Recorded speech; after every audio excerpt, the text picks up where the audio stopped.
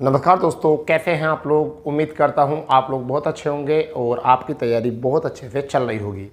दोस्तों, जैसे कि आपको पता है यूपी ट्रिपल एस से जुड़े सभी अपडेट लेकर हम आपके सामने उपस्थित होते हैं और ये आपके लिए बहुत बड़ा अपडेट है क्योंकि यूपी ट्रिपल एस हो चुका है बहुत तेज़ी से सक्रिय और माननीय मुख्यमंत्री जी ने ले लिया है एक्शन और बहुत बड़े निर्देश दिए। जैसा आपको पता था कि कल 8 तारीख में शाम 6 बजे सभी अधिकारी आयोगों और जितने भी बोर्ड थे उनके अध्यक्ष की मीटिंग ली और उसमें बहुत बड़ा खुलासा हुआ है।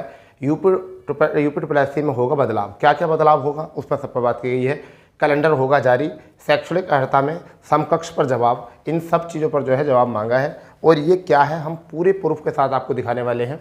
ठीक है, अगर वीडियो आपको पसंद आए तो वीडियो कर देंगे लाइक और चैनल पर अगर नए हैं तो चैनल को सब्सक्राइब कर देंगे, बेल आइकन ऑन कर देंगे। ठीक है, तो हम लेकर आते हैं आपके लिए यूपी ट्रिपल एस के पल पल के अपडेट और एकमात्र ऑथेंटिक ऑफिशियल न्यूज़ देने वाला एकमात्र चैनल ये आपका है। इसे जल्द से जल्द सब्सक्राइब कर लेंगे।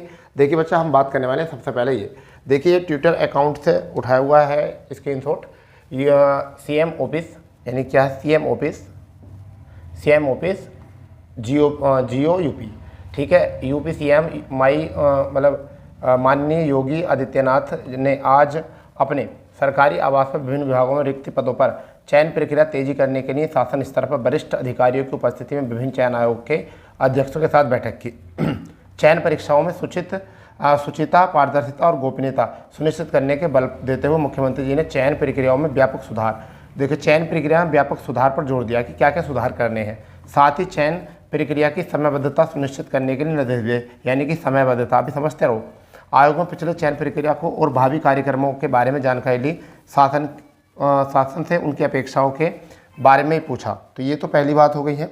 आगे बात करते हैं, देखिए आगे देखेंगे। यहाँ पर समझ लीजिए क्या है, यहाँ पर चयन आयोग से अपेक्षा है कि वह भर्ती परीक्षाओं के लिए कैलेंडर समय से जारी करें और उनका अनुपालन करें, यानी कि कैलेंडर समय से जारी करेंगे और उनका अनुपालन करेंगे। कैलेंडर के अनुसार परीक्षा न होने से अभ्यर्थियों को असुविधा होती है, इसका ध्यान रखा जाएगा। सभी चयन आयोग परस्पर समन्वय से सुनिश्चित करें कि एक दिन में ही एक ही परीक्षा आयोजित की जाए, यानी कि ऐसा प्लान करें कि एक समय में एक ही परीक्षा हो, ऐसा ना हो कि सभी की परीक्षाएं एक ही दिन में आके पड़ जाए। ठीक है, फिर आगे दिया गया कतिपय पदों के लिए शैक्षणिक अर्हता निर्धारण में समकक्ष योग्यता के संबंध में विसंगतियों की सूचना प्राप्त हुई है। ठीक है, संबंधित विभाग द्वारा प्रकरण का समाधान कर आयोग को सही जानकारी उपलब्ध कराएं। यानी कि जैसे तुम्हें पता है कि मुख्य सेविका एक ये भर्ती, मुख्य सेविका भर्ती, ये अपनी समकक्षता को लेकर, यानी कि उसमें लिख दिया है समकक्ष लिख दिया है, समकक्षता को लेकर बहुत परेशान है। वहीं पर रेडियो ऑपरेटर वाले बच्चे भी जो हैं ये अपनी समकक्षता को लेकर बहुत ज़्यादा परेशान है। तो इनका भी तो बहुत सारी भर्तियां जो है समकक्षता के ऊपर आकर फंस गई हैं और वह कोर्ट चली जाती है, जिससे कि क्या हो जाती है, भर्ती लंबित हो जाती है। इन पर भी विचार किया कि सबसे पहले तो ये है कि विभाग, जितने भी संबंधित विभाग जो भी नोटिफिकेशन जारी करते हैं वो उस प्रकरण का जो समकक्ष और शैक्षणिक अर्हता का है उसका समाधान करके आयोग को सही जानकारी उपलब्ध कराएं, जिससे कि आयोग जो है रिजल्ट जारी कर दे। फिर यहाँ पर सभी चयन आयोग परस्पर समन्वय से सुनिश्चित करें कि एक दिन में एक ही परीक्षा आयोजित की जाए, यानी कि अलग अलग परीक्षाएं जो हैं जो कराते हैं। जैसे कई बार ऐसा होता है एक ही दिन किसी और विभाग का आ जाता है, एसएससी का भी उसी दिन आ जाता है एग्ज़ाम, उसी दिन आपका यूपी ट्रिपल एस का आ जाता है, उसी दिन जो है आपका यूपी ट्रिपल एस में दूसरे किसी और विभाग का आ जाता है, फिर वहीं पर यूपी पीसीएल का भी एग्ज़ाम आ जाता है। इस तरीके से अगर कोई एग्ज़ाम आता है तो उसको टाला जाएगा। ठीक है, इसके बाद में फिर नेक्स्ट देखते हैं क्या कहा गया है। यहाँ भी देखिए एग्ज़ाम सेंटर को लेकर भी यहाँ पर तीखे वचन बोले हैं। यहाँ पर चयन परीक्षाओं के लिए राजकीय माध्यमिक विद्यालय, डिग्री कॉलेज, विश्वविद्यालय, polytechnic, engineering college, medical college अथवा साफ सुथरे ट्रैक रिकॉर्ड, जिनके साफ सुथरे ट्रैक रिकॉर्ड वाले ख्याति प्राप्त सुविधा संपन्न वित्त पोषित शैक्षणिक संस्थानों को ही सेंटर बनाया जाए। यानी कि सेंटर बनाने पर भी जोर दिया गया है कि सेंटर कैसे बनेंगे, यानी कि चयन परीक्षाओं के लिए राजकीय माध्यमिक डिग्री कॉलेज, ठीक है, और आपके विश्वविद्यालय, पॉलिटेक्निक, इंजीनियरिंग कॉलेज और मेडिकल कॉलेज अथवा साफ सुथरे ट्रैक रिकॉर्ड वाले जो है वो ख्याति प्राप्त जो है पोषित सेंटरों को जो है क्या बनाया जाए, एग्जाम सेंटर बनाया जाए। फिर आगे सेंटर वही होंगे जहां सीसीटीवी की व्यवस्था होगी। यह भी सुनिश्चित कराएं कि परीक्षा केंद्र नगरीय क्षेत्र में ही हों। परीक्षा केंद्र निर्धारण में महिलाओं और दिव्यांगों की अपेक्षाओं का ध्यान रखा जाएगा। यदि एडेड कॉलेज को सेंटर बनाया जाता है तो संबंधित प्रबंधक परीक्षा व्यवस्था में कहीं भी सम्मिलित न हो, यानी कि जो प्रबंधक है वो शामिल ना हो अगर किसी एडिट कॉलेज को अगर बनाया जाता है तब। तो ये भी बात की गई क्योंकि ज़्यादातर एडिट कॉलेज से ही जो है आपके पेपर लीक किए जाते हैं। तो ये बहुत बड़े सुधार जो है दिए गए हैं। फिर एक और सुधार है, हम बताने वाले हैं कि जो भी आपके एग्ज़ाम पेपर बनेंगे वो डबल सेट बनना चाहिए, यानी कि ऐसा होना चाहिए कि पता चले कि मान लीजिए एक ही प्रकार के डबल सेट बनने चाहिए कि जो हमने कहीं अगर पता चलता है कि किसी शिफ्ट का पेपर कैंसिल हो जाता है तो तुरंत जो है तत्काल जो है दूसरे पेपर से उनको जो है पेपर कराया जाए। तो डबल सेट बनाया जाए।